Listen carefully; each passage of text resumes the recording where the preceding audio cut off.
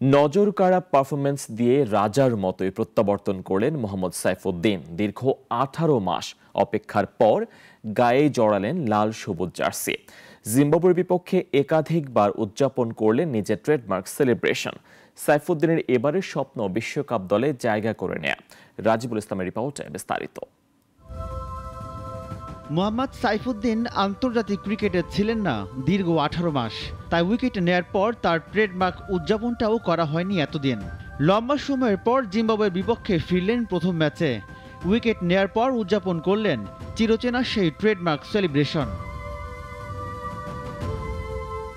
বড় টুর্নামেন্টের আগে জাতীয় দলের পেস বোলিং বিভাগে প্রতিযোগিতার উত্তাপ টের পাচ্ছেন সাইফুদ্দিন।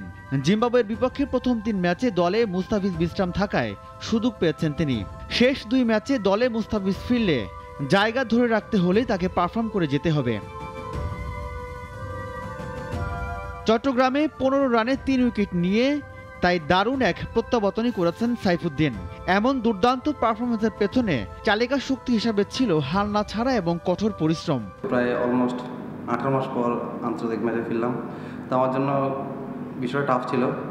যদি আমি ওয়ার্ল্ড কাপ টিমে স্কোয়াডে পার্মানেন্টলি দলে সুযোগ পেতে চাই তাহলে হয়তো বা আমার জন্য এই পারফরমেন্সটার বিকল্প নেই।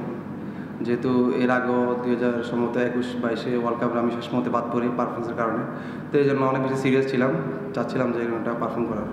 বিশ্বকাপে জায়গা পাওয়ার জন্যই উন্মুখ আছেন বলে জানিয়েছেন বাংলাদেশি এই অলরাউন্ডার। আমার জন্য ভালো করাটা খুব গুরুত্বপূর্ণ ছিল, যেহেতু হয়তো 1-2 ম্যাচ পরে ফিজ আসবে, তো সেক্ষেত্রে আসলে বেস্ট 11-এ কী হবে না হবে ম্যানেজমেন্ট ভালো জানে। তারপরেও আমার জন্য খুব চ্যালেঞ্জিং ছিল, তো আলহামদুলিল্লাহ চেষ্টা করছি ভালোটা দেওয়ার, তো ইনশাল্লাহ মোটামুটি হয়েছে। যদি আরও ভালো করতে পারতাম আরও ভালো লাগতো।